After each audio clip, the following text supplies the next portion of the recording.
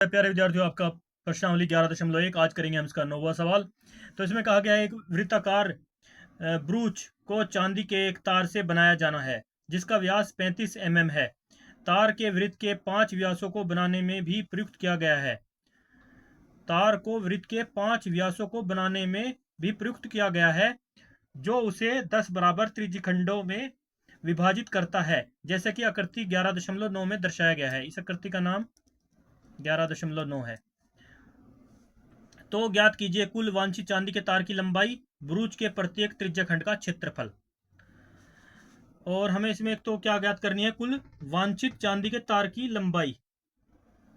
चांदी के तार की लंबाई ज्ञात करनी है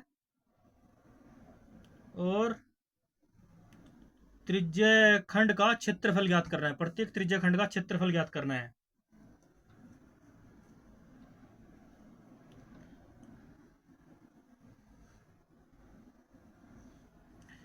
अब जो ये कह रहा है, तार वृत्त के 5 व्यासों को बनाने में प्रयुक्त किया गया है, 5 व्यासों को, और एक वृत्ताकार ब्रूच को चांदी के तार से बनाया गया है जिसका व्यास 35 mm है। 35 mm यानी 35 mm के हिसाब से बनाया गया है। तो जिसका व्यास 35 mm है और 5 व्यास हैं ये 35 mm के, तो टोटल कितने हो जाएंगे हमारे पास। तो सबसे पहले इस बात को समझना होगा, यहाँ पे एक वृत्ताकार ब्रूच की चांदी के तार के बनाया गया है जिसका व्यास जो है 35 mm है। तो हम सबसे पहले लिखेंगे कि हमारे पास सबसे पहले दिया हुआ क्या है। सबसे पहले हम पहले भाग को हल करने से पहले कुछ इसका मोटा मोटा भाग को समझ लेते हैं। हमारे पास यहाँ पर जो है दिया है क्या, पहले भाग को ही सोल्व कर लेते हैं। लिख लेते हैं 9वें भाग का पहला भाग हल। हमारे पास दिया क्या है, हमारे पास दिया है पाई का मान। इसमें नहीं बताया गया तो हम पाई का मान जो है 22/7 लेंगे। क्या लेंगे, जहां पर नहीं दिया होता तो वहां पे पाई का मान 22/7 लेंगे। पहले पॉइंट को ये समझ लीजिए। तो mm में दिया गया है तो ये भी mm में होगा, ठीक है। उसके बाद दोस्तों, उसके बाद जहाँ पे व्यास बताया गया है 35 mm, तो उसकी त्रिज्या क्या होगी, व्यास की आधी होती है त्रिज्या, तो r बराबर क्या हो जाएगा हमारा 35/2, ये भी mm में। तो ये सब चीज़ हमने नोट कर ली यहाँ पे, ये 35/2 mm हो गया। उसके बाद ये त्रिज्या हमारे पास अगर थीटा का मान देखते हैं तो थीटा के लिए क्या करना पड़ेगा कि ये जो हमारे व्यास हैं इनको 10 बराबर त्रिज्या खंडों में विभाजित करता है। तो 10 बराबर त्रिज्या खंडों में व्यास को बराबर विभाजित करता है। तो आपको पता ही है कि हमारा जो कोण बनता है यहाँ से यहाँ तक, जो अगर हम एंगल की बात करते हैं नॉर्मली, ये जो हमारा त्रिज्या खंड है इसके अंदर इसको 10 भागों में विभाजित कर रहा है। तो यहाँ से यहाँ तक का जो इसका भाग बनता है 360 डिग्री का कोण बनता है। तो अगर 360 डिग्री का इसके 10 भागों में से डिवाइड किया गया, इसको काटा गया, ये किया गया, तो 360 का जो है हमारे पास आधा हो जाएगा। 10 से भाग कर देंगे तो हमारे पास थीटा का मान आ जाएगा यहाँ पर 36 डिग्री। तो इस प्रकार से हमारे पास 36 डिग्री जो है थीटा का मान प्राप्त होगा। तो इसको हम साइड में कर देते हैं। तो इसलिए हमारे पास थीटा का मान प्राप्त होगा 36 डिग्री, क्योंकि 10 भागों में डिवाइड कर दिया तो हमारे पास थीटा का कोण जो मान होगा वो 36 डिग्री होगा। तो ये सब मिल जाने के बाद अब हम इसका पहले वृत्त के भाग, वृत्त की परिधि, यानी जो इसने बोला है कि कुल वांछित चांदी के तार की लंबाई ज्ञात कीजिए, यानी ये परिधि ज्ञात करनी है कि कितनी तार मोटी है इसकी लंबाई। तो वांछित तार की लंबाई ज्ञात कीजिए, वांछित चांदी के तार की लंबाई।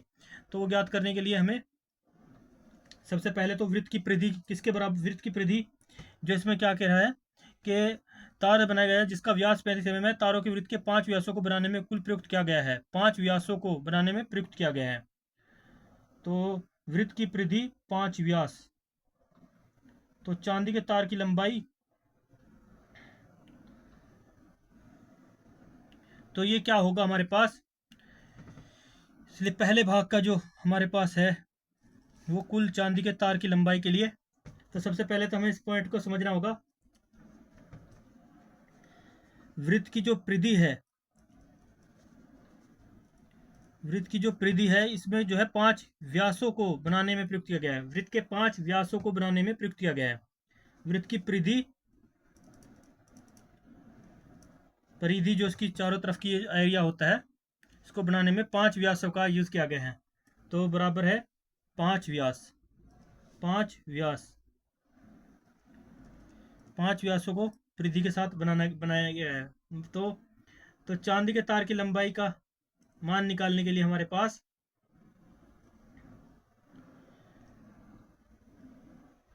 इसके लिए हमारे पास वृत्त की परिधि प्लस 5 व्यास, इनको वृत्त की परिधि प्लस 5 व्यासों का हमें वो करना पड़ेगा, मान को देखना पड़ेगा।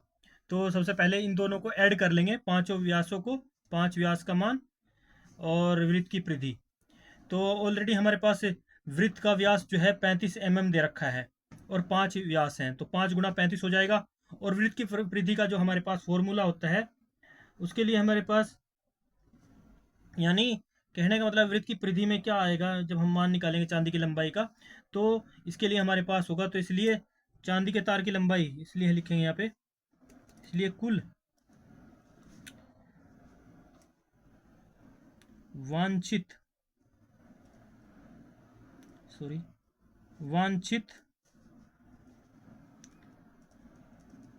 चांदी के तार की लंबाई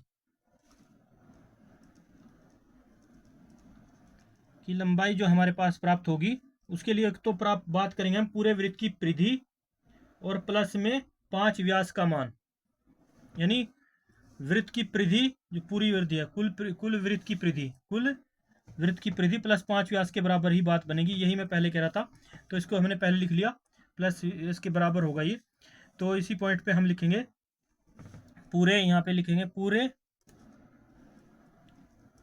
पूरे वृत्त की परिधि, आपको फॉर्मूला बस याद होना चाहिए परिधि का, और बाकी प्लस 5 व्यास का मान, जो 5 व्यास का मान आएगा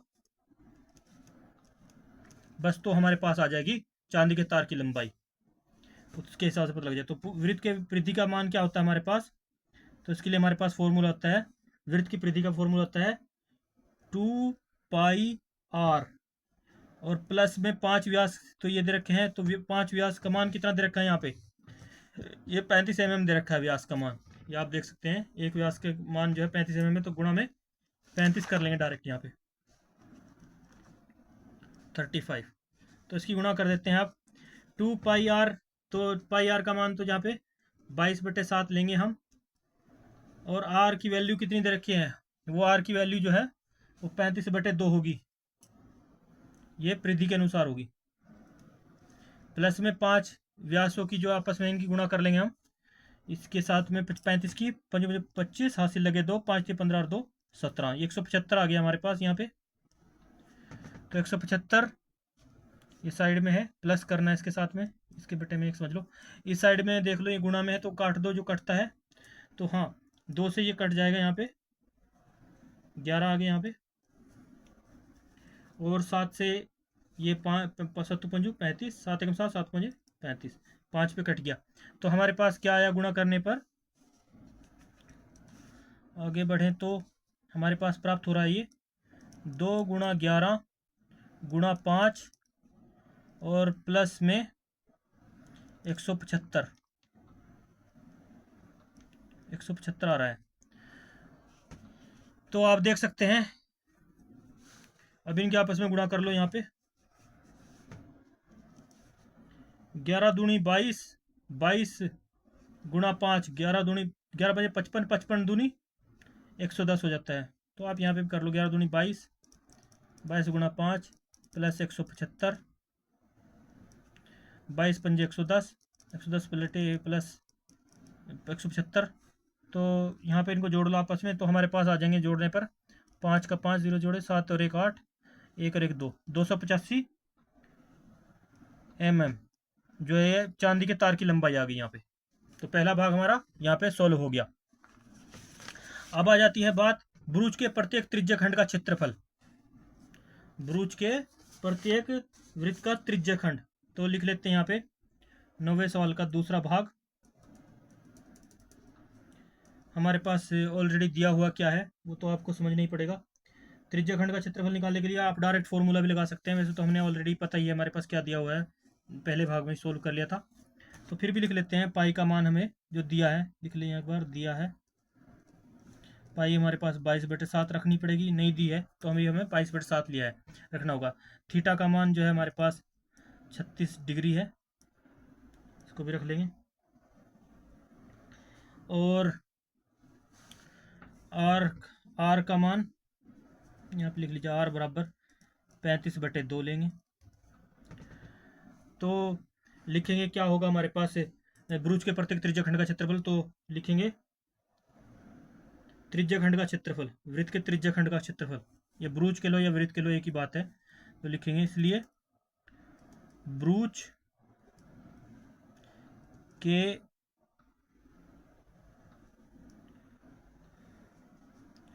प्रत्येक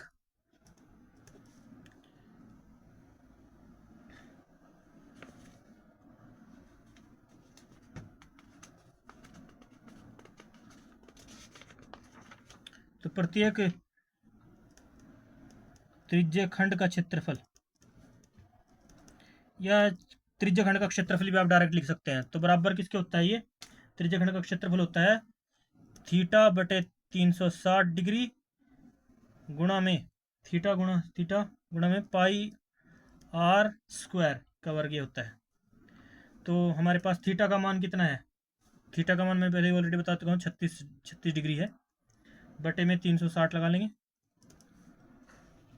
गुणा में पाई का मान कुछ नहीं दे रखा तो 22/7 रखेंगे, और आर की वैल्यू क्या है हमारे पास 35/2, तो 2 बार है तो 35 को 2 बार लिख लेंगे।